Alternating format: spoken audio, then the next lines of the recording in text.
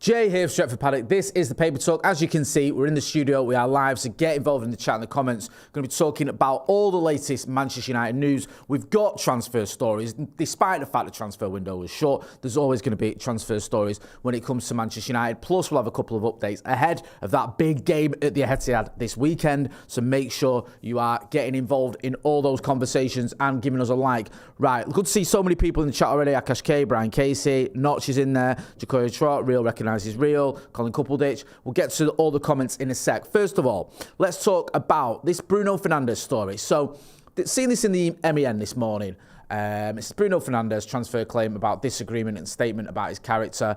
Bruno Fernandes is reportedly open to leaving Manchester United at the end of the season, despite turning down a $100 million offer from the Saudi Pro League in the summer. There's still this sort of narrative, this story, these rumours, whatever you want to call it, about Bruno Fernandes ending up in Saudi Arabia. You can see it here. He's reported willing to depart Manchester United next summer, despite sort of turning down what was just a ridiculously good offer in terms of the money to go to Saudi. I don't know if you saw it as well. I think it was Ivan Toney who was comparing the Saudi League to the Premier League, saying that Saudi teams will do well in the Premier League. I don't know about that one. But this isn't going away. This idea that Bruno Fernandes could end up in the Saudi League and that they could come back in for him next summer and they might get the answer they were looking for this summer. I mean, look, I said it last time round. I don't want us to sell Bruno Fernandes. I think he's a fantastic player and he's been a fantastic player for Manchester United. I wouldn't be surprised in the way he's built, the amount of games he plays, just the fitness levels he's got, if he was to play into his mid-30s. I don't necessarily think if you get rid of him, you're getting rid of a player that's only got a year left in him or whatever. You may disagree. Also, it's not as open and shut as you get that money and you spend it and everything's a success. United under Ineos, I think we've bought, is it, how many midfielders? Is it one midfielder under Ineos in Manuel Legate, who hasn't quite worked out. So it's not that easy to replace Bruno Fernandes. He's such a good player that it's very, very difficult if you're going to fill those boots. And obviously, he's the captain. Not only is he a good player, he scores loads of goals, assists, all the rest of it. So it'll be interesting to see what the club does in the summer. It very much felt like this summer, it was up to Bruno. The club were like, look, if you want to go, go. We'll happily take the money for you and you can go to Saudi. But he didn't want to go. And I don't know if that's going to change because, excuse me, a bit of windy pops. I don't know if Bruno Fernandes at the age of what, next summer will be 31. Is he going to say, right, that's it, I'm done with the Premier League, I'm done with top level football? Because despite what Ivan Toney might say, going to Saudi Arabia, it's not top level football. It just isn't. It's probably, I don't know, I'm guessing it's probably like the 20th best league in the world. Like, it's not the same as playing in the Premier League, or even if you went back to Portugal, or back to Italy, or to Spain, France, Holland, wherever. All the leagues in Europe are much stronger than the Saudi League. So I don't know. It depends on Bruno, doesn't it? It wouldn't surprise me, though, if there was more offers for him next summer. Let me know what you think. Do you think that next summer could be the time to move on Bruno Fernandes, if indeed the offer comes in again? And do you think that, say, for example, we got 100 million for Bruno Fernandes and we spend that on Carlos Baleba, is that a deal you think is worth doing? I'll get into some of the chats and the comments. Liam Cohen says, selling our best player would be mental. Kind of agree with that. The Webbed Fierce says, good morning, Jay. Love the shine this morning. Thank you. Nathan Sayer says, for that cash, I'd ditch my wife. Okay. Floors says, still think we've got enough in centre mid to get Champions League qualification, then improve in the summer. Richard Evans says, good morning. Good morning to you as well. C-Fence says, yep, next summer is the go. Cjo James John says, sell Bruno and Amorim will have to win the league. Brian Casey says, be sad to see Bruno go, but we've been here before. Keane, Beckham, Stam, Rudo left, and we moved on and kept winning things. United will continue to be successful. I get your point on that, and I remember all those sales and everything that went on. You can go a bit further back. You can go to when Ince, Kanchelskis and Mark Hughes left. But the difference was we had a absolutely amazing squad then, and you had the greatest manager of all time in Sir Alex Ferguson. So, I don't know. I worry a little bit more about letting someone like Bruno Fernandes go with the current squad we've got than when it was sort of time for some of those players to move on. Don't get me wrong, every single player you mentioned there, I didn't want to leave. And I actually think Fergie admitted, especially with Jaap Stam, it was a mistake letting him go. We let him go far too soon. But we were always able to sort of weather that storm, if you will, because of the amount of good quality players we had waiting in the ranks. It wasn't even a case of we had to go in the transfer market. Sometimes we did, but not always. We had the players already sort of waiting there. Now it feels a little bit different. I don't know. Let me know what you think. Make sure you are hitting that like button as well, please. People, Fabrizio Romano, there's a quote here from him. He's been saying this, I think, for the last sort of few weeks.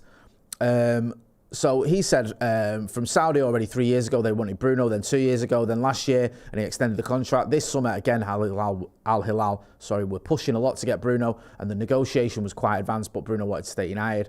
From Saudi they want to return in the future, so it's over between Bruno and Saudi for this summer. Since end of May, when Bruno said no to Al Hilal, we heard reports about Al Ittihad, but that was never a possibility. Al Ittihad in August for Bruno was completely fake. So there's a chance that, it says it here, for 2026, keep an eye on it again in Saudi on Saudi because they'll return, and then it's going to be up to Bruno to yes or no. From Saudi, they want to return for Bruno Fernandes, and they keep the name of Bruno Fernandes on their list for the future targets. I wouldn't be surprised if they came back in for him in the summer. You can get rid of that. Yeah, I think that seems pretty likely. The question is Bruno Fernandes going to want to go? Hopefully, Manchester United have European football to offer him, or at least, if not Champions League football, then some sort of European football. I mean, Champions League football would be amazing, but I'm not holding my breath on that front. But certainly European football, maybe. Is that enough, though? Would that be enough? If United were in the Europa League or Europa Conference, would that be enough to make Bruno Fernandes stay? I don't know. Let me know what you think. I think from Bruno's point of view, I know, said this before, I know people go, what are you on about? But there's more to life than having loads of money. He's got lots of money, right? He's not skin. Yes, he's going to be paid a sort of a ridiculous wage that he will never earn at Manchester United if he goes to Saudi. But he's still got a lot of football left in him. He could stay at Manchester United and help to win trophies, because whilst I love Bruno Fernandes, he's been a great player for us. What has he won? 2 trophies? The FA Cup and the League Cup? It would be great if he stuck around and won more trophies. And it's not like he's going to be, sort of on the breadline if he stays at United. He's still going to have money. He's still going to have a life of luxury. And he's going to be playing in one of Europe's top leagues. He's going to be playing for one of the biggest clubs in the world. And he could be part of lifting a trophy as the captain. So I just think he should say no, personally. I think never mind what the club want to do and all the rest of it. If I was Bruno Fernandes, I'd say no. And he can always go to Saudi when he's 35. It's not like they're never going to want him. They've wanted him for the last 3 years. What's to say they won't want him in another couple of years? So that'd be my opinion anyway if I was Bruno Fernandes, but maybe I'm just being overly romantic. Akash K says, if Bruno adapted and became a little bit disciplined positionally, we wouldn't be having this conversation and he could retire here. Yeah, you remember when I mentioned this about Paul Scholes? He altered his game, didn't he? Paul Scholes reminds me a little bit of Bruno in how he was earlier in his career and how he evolved. Paul Scholes used to be very much an attacking midfielder. Someone who would arrive late in the box, scored a load of goals. That was kind of what he was about at one point. We even tried playing him off the striker, if you remember. I think when Veron came in and we had Rude, it was like Fergie experimented with playing Paul Scholes almost as a number 10 or a false 9. It didn't quite work out. But as his career progressed, as he got older, Scholes dropped deeper and then he became almost like a deep line midfielder. He wasn't a DM in the sense that he got and stick a foot in. We all know his tackling was his one weak area of his game. But he could be like a quarterback. He could pin them passes about and dictate the pace of the game better than anyone on the planet. So maybe Bruno can evolve. I'm not saying Bruno Fernandes can be as good as Paul Scholes, but I don't think it's beyond the realms of possibility that he can do what Scholes did in terms of adapting his game. I think he's got the talent to do that, and that would make sense, but whether it happens or not remains to be seen. Let's talk about some merch. We've got merch. Someone mentioned it. There you go, there's a tweet. Our new merch alert, Stretford Paddock merch. See Adam McCullough, Stephen Howson there showing us what they're about. Oh, there's some bald bloke as well stood next to them. There's a link in the chat and a link in the description. Go and check that out. It's all Stretford Paddock stuff. Thank you to everyone who's bought it so far and supported the channel. Go and check out. There we go. There's Joe Smith as well. You have Joe Smith in there, aren't you? Yeah, we've got a whole range of hoodies and t-shirts and stuff and sweatshirts. So go and have a look at that. Also other things like key rings and stuff. Let's talk about Andre Onana. Andre Onana heading to Turkey from Paris today to complete loan move to Trabzonspor. Check there with the reply. Let's hope he doesn't miss the flight. I just saw that. Yep. He's got a Trabzonspor. We've covered Andre Onana so much over the last couple of days. It's best for all concerned if he goes there. It's on loan. I don't think there's an obligation to buy. Hopefully he can get his career going again, and hopefully he can get a permanent move at the end of it, because I don't think he will have a future at Manchester United. You may disagree. Brian Casey says new merch is fire. Thank you, Brian. Let's talk about Anderson and Baleba. So this is the rumour here that says, it says trending rumours. This is from ESPN. And it says, Manchester United's early planning for the January transfer window has put Nottingham Forest midfielder Elliot Anderson on their radar, according to Team Talk, with their plan being to sign one midfielder in the winter and another in the summer. While the Red Devils admire the 22-year-old, they know bringing him to Old Trafford won't be easy. Brighton Hove Albion's Carlos Baleba is still the dream for Man United, but there is little expectation of making a breakthrough with the Seagulls in January. It's just typical United, this, isn't it? Let's wait till Elliot Anderson, if this is true, by the way. I'm not saying it definitely is. But wait until Elliot Anderson starts playing really well for England, so his fee goes up and his value goes up, and then all of a sudden United want him. I don't know about this. I don't think you're going to get Anderson in January and then Baleba in summer. I think Anderson's going to cost you quite a lot of money.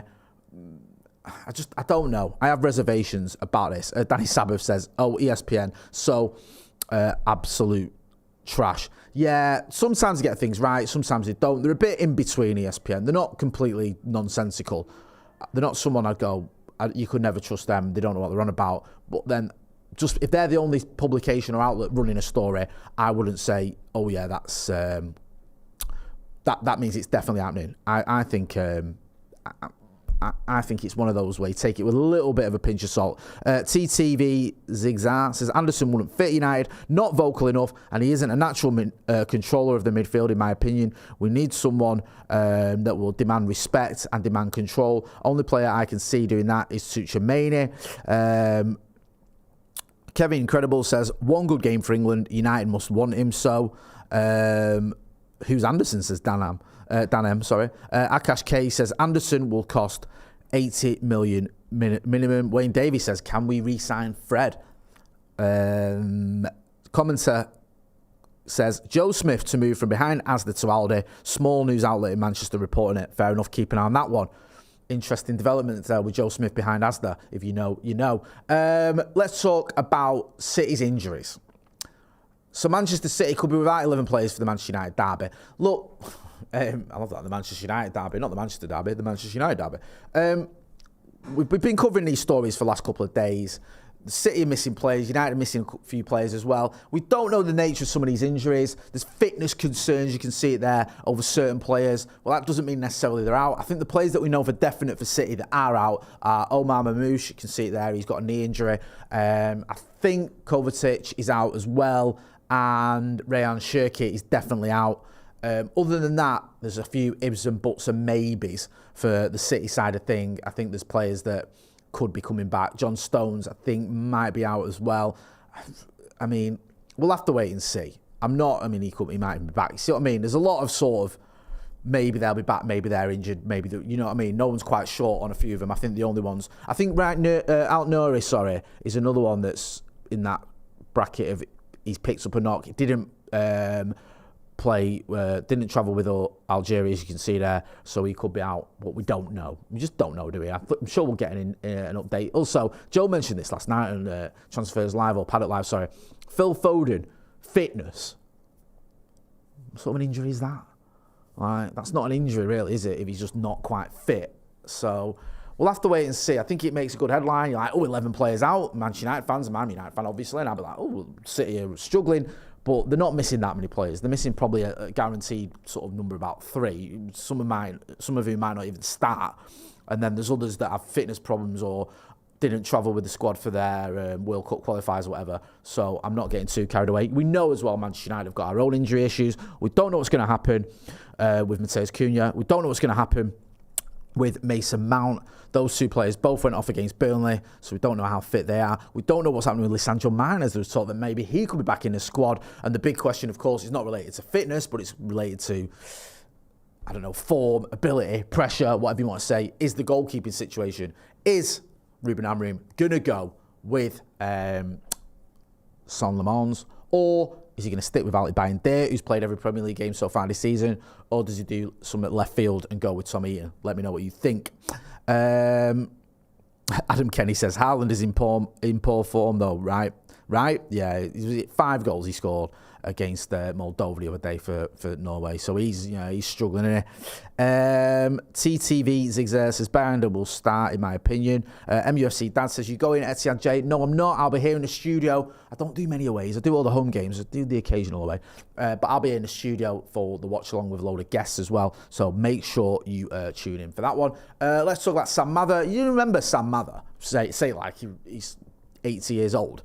But I remember when Manchester United, when we won the FA Youth Cup, Mather scored a couple of good goals on the route to the final. I think he scored against Everton and Reading, I think, if memory serves. And then it sort of, I don't know, it was a bit like, well, what's quite happening with him? I thought he might have an outside chance of doing something in the first team. And that never really materialised for him. And now it looks like he's getting a move. So it says here, Academy A Sam Mather has also drawn suitors from Turkey in addition to Germany and Sweden. This summer, United hope to agree a permanent exit for the 21-year-old, but a loan with an obligation to buy could also be possible at this stage. I mean, he's got other options there where he could go to Greece or Serbia. We'll have to wait and see. I mean, he went out on loan, didn't he, to Rochdale and then Tranmere. Didn't play loads of games, to be honest. And he was playing it on England level up to under-19s. So he needs to get his career going, doesn't he? I know he's not past it by any stretch of imagination, but he's 21 now. He's not really played that many games over the last few years. He needs to be playing regular football, and I hope he gets a move, because I quite like Sam Mather, and like I say, he played a big part in us winning the FA Youth Cup, though, back in, was it 2022? Let's talk quickly. I mentioned this last night. We've got footage of Ralph Rangnick. He had to get around the pitch by bike because he had a bad ankle. You can see him there. On his bike. I mean, Ralph Rangnick was and is mad, isn't he? I know, like, look, you got to do what you got to do, but how often do you see that? How often do you see a manager riding across the pitch on a bike? You just don't see that, do you? So, yeah, it just reminds you of how crazy Ralph Rangnick could be. We're going to get updates when it comes to injuries. I think the presser is usually on a Friday, so Friday afternoon. We should have a proper update on Mateus Cunha and on Mason Mount, and there's a few people in the chat asking about those two players in particular. We'll see where we're up to in terms of injuries, and no doubt when Pep Guardiola gives his press conference for Manchester City, we'll see where City are up to with injuries. You never know though, do you, with him? He can be a bit... you can sort of say, oh, you know, this player's not available, I'm not sure, and then they are available. But we'll wait and see. How are you feeling about the derby, by the way? Is anyone feeling confident or worried, scared? What? Let me know what you think, because, I don't know, man. I'm getting that feeling again. I do it all the time, and I'm usually wrong, but I think we can do them. Yeah, hit that like button. Floor says, on Foden, kind of. Any chance of us keeping Mainu happy with fewer games while he becomes the finished article like Pep did with Foden? I think it's different, though, with Mainu. The thing with Mainu is, he played, like 30 games in his first season, 30-odd in his second season. Then I get the idea of him not playing every single game, but this is a player now who's been playing regularly for 2 years. It's not the same as a sort of a kid who's just developing. I know he's 20, but Lenny Yoro's 19. Would you say drop Lenny Yoro? No. You wouldn't, would you? I don't think you would. I think Kobbie Mainoo can start and play regularly. And I think he's right to sort of want to do that. Now, he has to fight for his place. He's not going anywhere. And I want to see him fight for his place, and I want to see him back in the Manchester United team. So whilst I get the idea you can rotate somewhat, I don't think it's beyond the realms of possibility that a 20-year-old who's played more or less, should we say 1.5 full seasons, can play one game a week. That's what I think anyway. Adam Gibson says, if Foden left on a free, would you take him at United? Yeah, 100%, just to annoy City fans, if anything. I don't know if that'd ever happen, though. Declan Laird says, really looking forward to United victory, 3-1 at the weekend. Yeah, let me know what you think. Do you think your Manchester United can get a win over City? I think we can. UFC MMA says he's going to start buying day against City. Chelsea or Liverpool will cost us, and then Le Mans will be thrown in, I reckon. You could be right there. We'll have to wait and see. It's not an easy option, is it? It's not an easy decision for Ruben Amorim, but it's one that's got to happen, hasn't it? C. Joe James John says 2-1 United, but it may change when I see the lineup. Yeah, you never know. Sometimes you feel confident, don't you? And then you see the team that's been announced, and you're like, oh, Jesus Christ. Brian Casey says 3-1 United. Young Boss says City will win and the fans sent into depression. Mick Holohan says 2-1 United. Kevin Credible says I'd probably take a draw if it was offered now. Just don't we play well. Yeah, I'm going to leave it there. Don't forget there's a link in the description to go and check out the merch. Top quality stuff that. We'll be back later on today with Off the Bar, me, Steve and Joe. So if you're not doing so already, make sure you are subscribing to the channel. I'm Jay Moy. This has been The Paper Talk. Thanks for watching.